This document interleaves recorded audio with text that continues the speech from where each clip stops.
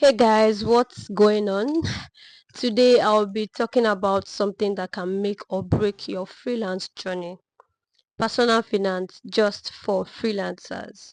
Now, if you're working for yourself, whether full-time or as a side hustle, this video is for you. Managing your money is key to not just surviving but really thriving in the long run. So grab a popcorn, sit back and let's get into it. Alright, let's start with the biggest challenge most freelancers face, irregular income. Unlike a traditional job where you know exactly how much you are bringing in every month, freelancing can be a roller coaster. Some months you are killing it, while other months might be slow. So how do you manage this? First, take a step back and look at your earnings over a decent period, say the past 6 months to a year. Calculate your average monthly income. This number isn't just a statistic, it's your baseline for budgeting. Now, here's a pro tip. When you budget, don't base your spending on your best months. Believe me, it's tempting, but it can lead to trouble when those lean months come around. Instead, budget as if you are earning your average or even slightly below it. This way, you're always prepared for those quieter months, and any extra income becomes a bonus rather than something you are relying on. Another thing to consider is setting up a separate account for your business income. When you get paid, deposit all your earnings there first. From that account, pay yourself a salary, a consistent amount each month, just like you'd get from a regular job. This helps smooth out those income fluctuations and makes budgeting a lot easier. Now, the next thing you should consider is what we call your emergency fund. As a freelancer, this is non-negotiable. Without a steady paycheck, you are more vulnerable to financial shocks. So having at least 6 months worth of living expenses saved up is crucial. So let's break it down. How much do you need each month to cover your basics like rent, food, utilities, and so on? Now multiply that by 6 and that's your target. If this sounds overwhelming, start with a smaller goal, maybe 1 or 2 months of expenses, and build from there. The key is consistency. Set aside a portion of every payment you receive, even if it's just 5 to 10%.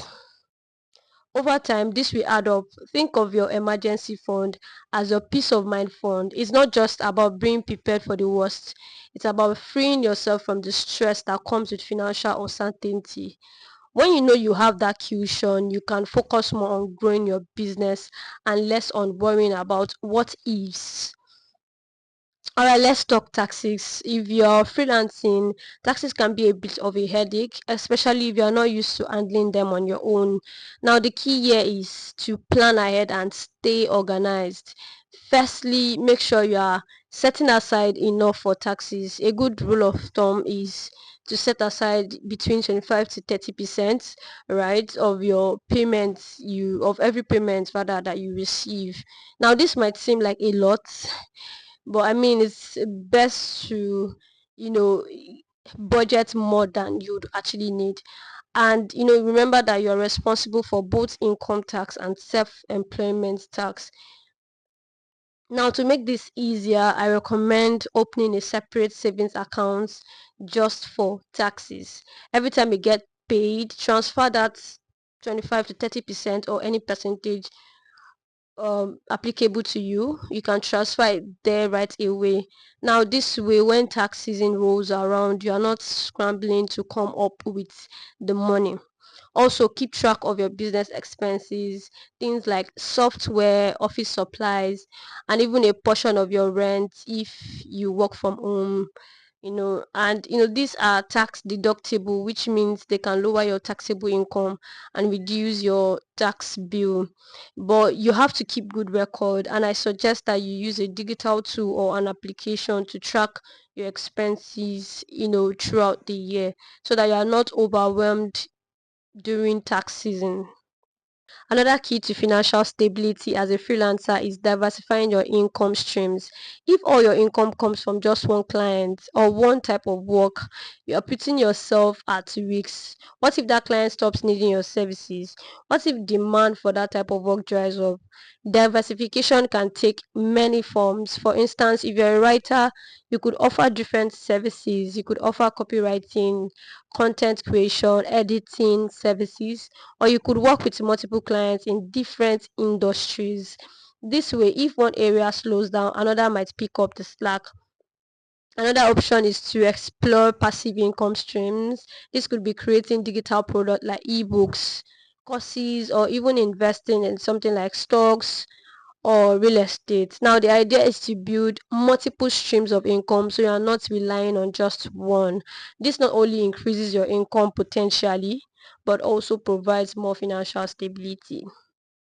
Lastly, let's talk about the future, specifically your retirement. Now, as a freelancer, you don't have the luxury of an employer sponsored retirement fund, but that doesn't mean you should ignore retirement savings. The earlier you start, the better, thanks to the magic of compound interest. Now, even if you can only contribute a small amount at first, the key is to start now. Over time, those small contributions will grow. Let's say you start with just 10 to 20k a month or even 5k. It might not seem like much, but with compound interest, that could grow significantly over 20 or 30 years. Now, the important thing is to make it a habit. Automate your contributions so you don't even have to think about it.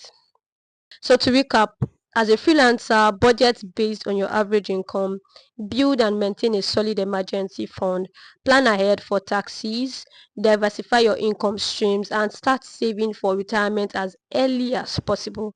Freelancing offers a lot of freedom, but it also comes with responsibility, especially when it comes to managing your money. If you found this video helpful, don't forget to give it a thumbs up and subscribe for more content like this. Also drop a comment below and let me know what personal finance strategies you are using in your freelance journey. Thanks for watching and I will see you in the next one.